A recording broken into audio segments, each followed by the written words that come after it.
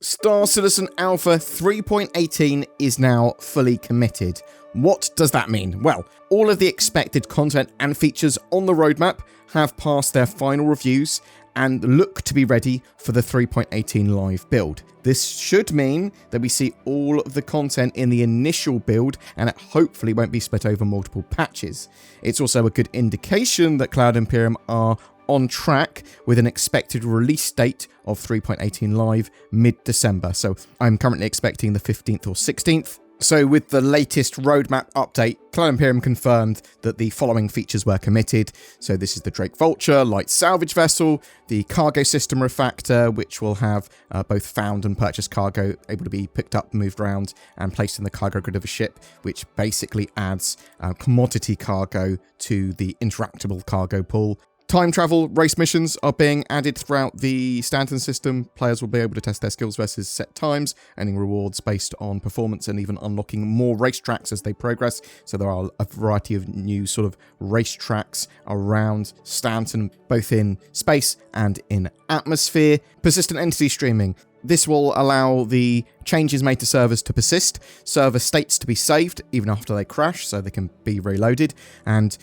sort of changes that you make there. So if I put a big pile of picos on a server, that will persist there until it either gets cleaned up or the server goes, actually, there's too many other items in this area, so we need to start removing some. But it allows like hulls of ships that have been destroyed to persist, that they can be salvaged for long periods of time, things like that as well. This also necessitates a full wipe for 3.18, so reputation, your monies, your ships, all of that gets wiped, and you'll keep anything that is tied directly to your account. So if you've purchased anything with real money, that will be with you when you spawn in 3.18, but everything else is getting wiped. You've got the Gen 12 scene renderer, so new rendering architecture to improve performance. This is especially going to improve performance with CPUs. So if you're CPU bottlenecked, you're going to see a lot of improvements in performance. And eventually this will also integrate Vulkan as well. So those are the features that they had said were committed this week, but that adds to the already committed features for the patch, which are the Daymar crash site combined with the sort of 600i Mercury Star Runner Rex and a new settlement sort of and missions there. There's new rivers and updated river tech and visuals, sand caves. There's the Greycat PTV racetrack at the Vision Center at Horizon, new prison gameplay updates, so there are NPCs in caves that you can mug or that just sort of add flavor. There's new ways to escape Clash Prison and expanded missions there as well. Security Post Korea has had updates, making it the only place to hack down a criminal rating. There are security forces and defenses there, and there's a sort of dispensary of evidence or confiscated items that criminals can spawn valuable loot at. It's kind of like a mini jump town. There's also various criminality and law updates, so crime stat 1 and 2s can be paid off at terminals, and you can land at points of interest without them shooting you typically with a crime stat of 1 or 2, and expect various other little tweaks to the crime system so that you don't get randomly charged of a crime as readily. The Siege of Horizon platforms will be open for smaller scale combat missions even while the Siege of Horizon event isn't running. This is awesome because if you spawn at Horizon, then you can just go, oh, I want to do an FPS mission, and I can do one here on a platform just sort of out of that landing zone, and I think that's going to be a big quality of life improvement to the game, to be honest. Salvage, hull stripping gameplay has been added for the Vulture and the Reclaimer turrets. The Reclaimer will have salvage, the Vulture will have salvage in 3.18. This also includes the ability to salvage disabled ships, but also salvage sites will spawn around the verse, so you don't actually have to do combat or turn up after a combat to be able to get involved with salvage gameplay, which is absolutely great to hear. You can also salvage and repair hulls with a hand tool, so you get the multi-tool, you can put an attachment on there for salvage to strip stuff, and you can actually use the same material to repair the holes in hulls. There are other sort of features that aren't even on the roadmap that we know are coming with the patch. So soft destruction, so this is actually one of the hugest changes to Star Citizen yet. This means that ships will be permanently disabled rather than explode a lot of the time.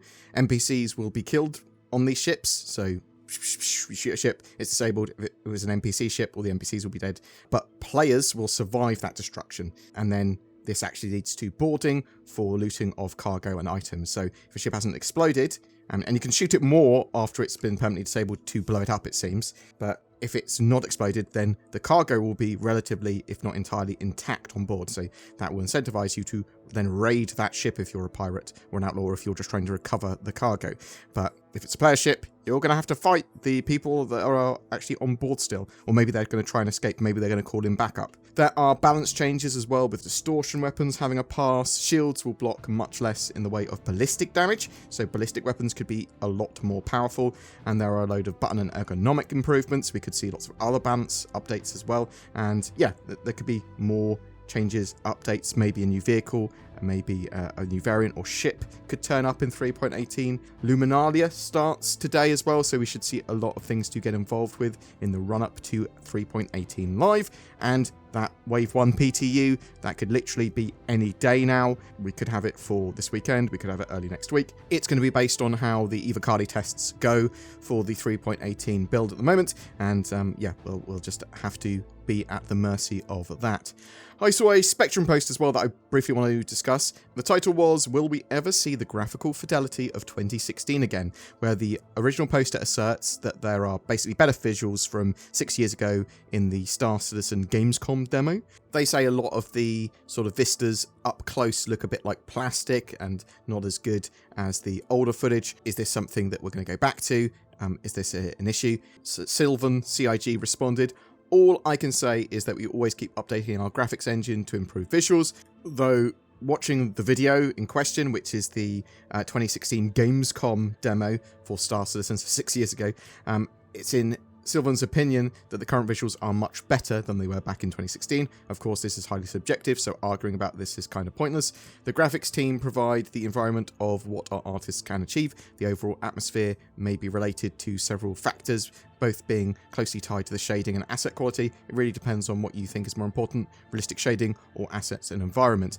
Now, I'm very much in the opinion that obviously a gameplay demo of a very small area in sort of like a local sort of server, they can make that look better. They can run that at incredibly high sort of graphic settings. They can have various options on that wouldn't be as viable to have when you're playing multiplayer on this sort of alpha build, and if you want larger areas at a larger scale to be rendered and sort of supported on the server. So Star Citizen is supposed to be an MMO. It's supposed to look great, but it also needs to balance with the fact that they want hundreds of players in a small confined area, and then thousands, if not tens of thousands, in the larger sort of star system. And I think Star Citizen's doing pretty good with that. There are lots of improvements and optimizations they could do, and I suspect that we will see a lot more as the game goes on, trying to expand it out so it touches all of the gameplay and features and actually is an MMO, and then trying to detail that experience out even more. So with like Vulkan integration and that sort of stuff, we will get better visuals and more optimization, and hopefully that means we can have the best of all worlds and have a fantastic looking game that's also an MMO, that's also amazing at sort of close range and these huge scales. Really looking forward to it, but I'm really interested to know what you think. Are you chomping at the bit for Alpha 3.18? Do you think it's going to make its sort of rough date of the middle of December with all its gameplay in a 3.18 initial build? Are you looking forward to the first wave PTU coming up? Is there anything that you want us to check out first on the channel with that patch? Please chuck that down below in the comments, because I'm interested to know. You tell us what you want us to cover, we'll cover it first. Whatever your thoughts though, I'd love to hear from you in the comments below. Ho ho ho! Merry Nordmas! It's Santa! No, Timmy, it's Father Nordmas. I'm legally distinct and spread NordVPN cheer. Here you go, little Tim. Have some discount on your next NordVPN purchase.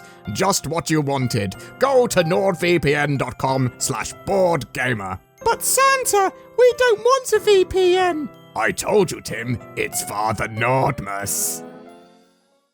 Every month we have a ship giveaway. For December, we are giving away the mighty Drake Corsair Explorer with a Star Citizen game package and lifetime insurance. This no-nonsense Explorer can take you and 3 friends to the limits of adventure around the verse, and although more focused on exploration and expedition, it is a great multi-role mission runner too. Comment on any of my videos during December to be in for a chance of winning that. Thank you so much for supporting the channel. Please don't forget to like and especially subscribe to the videos, leave comments, and if you feel so inclined, use the join button under my videos and give a little bit each month to help the channel. It really, really does help. Or you can even become a Patreon or donate. Check out all the links below. Thanks very much for watching. Have a great time in the verse.